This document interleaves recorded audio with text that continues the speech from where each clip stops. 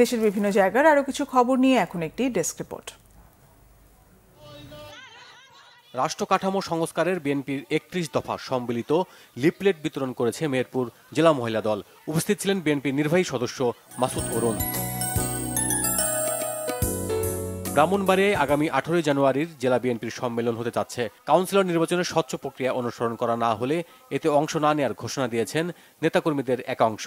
দুপুরে শহরের কাচারিপাড় এলাকায় পৌর মুক্ত মঞ্চে এক সমাবেশে এই ঘোষণা দেওয়া হয়। পুলিশকে পেশাদার জনবান্ধব কর্মদক্ষ করে গড়ে তোলার লক্ষ্যে রেঞ্জ কমান্ড অ্যান্ড কন্ট্রোল সেন্টারের উদ্বোধন হয়েছে ময়মনসিংহে। এতে উপস্থিত ছিলেন range DIG doctor Ashrafur Rahman.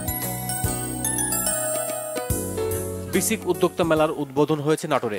Duttapara basic চত্বরে মেলার উদ্বোধন করেন জেলা প্রশাসক আসমা শাহিন। দ্রব্যমূল্য নিয়ন্ত্রণ ও অবৈধ মজুতদারি ঠেকাতে বাজার মনিটরিং করেছে কুষ্টিয়া জেলা প্রশাসন। অভিযানে উপস্থিত ছিলেন জেলা প্রশাসক মোহাম্মদ তৌফিকুর রহমান। তারুণ্যের ভাবনায় আগামীর বাংলাদেশ শীর্ষক কর্মশালা হয়েছে ভৈরবে। সকালে উপজেলা পরিষদের আধুনিক হলরুমে এতে উপস্থিত ছিলেন উপজেলা নির্বাহী কর্মকর্তা শবনম শারমিন। ভ্যাট বাড়ানোর প্রতিবাদে মানববন্ধন হয়েছে চট্টগ্রামে। দুপুরে স্থানীয় প্রেস ক্লাবের সামনে এই কর্মসূচিতে বক্তব্য রাখেন রেস্তোরাঁ মালিক সমিতির সদস্যরা। হোটেল, বেকারি, কনফেকশনারি ব্যবসায় আরোপিত ভ্যাট প্রত্যাহারের দাবিতে মানববন্ধন হয়েছে বগুড়াতেও। একই দাবিতে মানববন্ধন হয়েছে সাতক্ষীরায়। সকালে শহরে নিউ মার্কেট চত্বরে কর্মসূচিতে অংশ নেন রেস্তোরাঁ মালিক সমিতির সদস্যরা। ঢাকায় ক্ষুদ্রঋণী গোষ্ঠীর ছাত্র জনতার উপর হামলার প্রতিবাদে বিক্ষোভ সমাবেশ হয়েছে খাগড়াছড়িতে। সকালে সরকারি কলেজ থেকে সংক্ষুব্ধ আদিবাসী ছাত্র জনতার ব্যানারে একটি মিছিল বের করা হয়।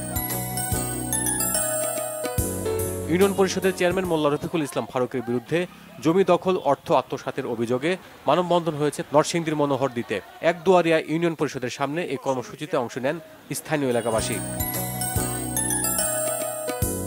তারুণ্যের উৎসব উপলক্ষে অটিস্টিক শিশুদের অংশগ্রহণে ক্রীড়া উৎসব শুরু হয়েছে বাগেরহাটে।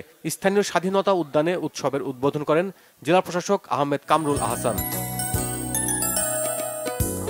তারুণ্য উৎসব উপলক্ষে জাতীয় গোল্ড কাপ ফুটবল বালক ও বালিকা অনূর্ধ্ব 17 টুর্নামেন্টের শুরু হয়েছে খুলনায়। দুপুরে নগরীর সোনাডাঙ্গায় বিভাগীয় মহিলা ক্রীড়া কমপ্লেক্স প্রাঙ্গণে এর উদ্বোধন করেন বিভাগীয় commissioner Mohammad Firoz Sarkar. Bangla vision news desk.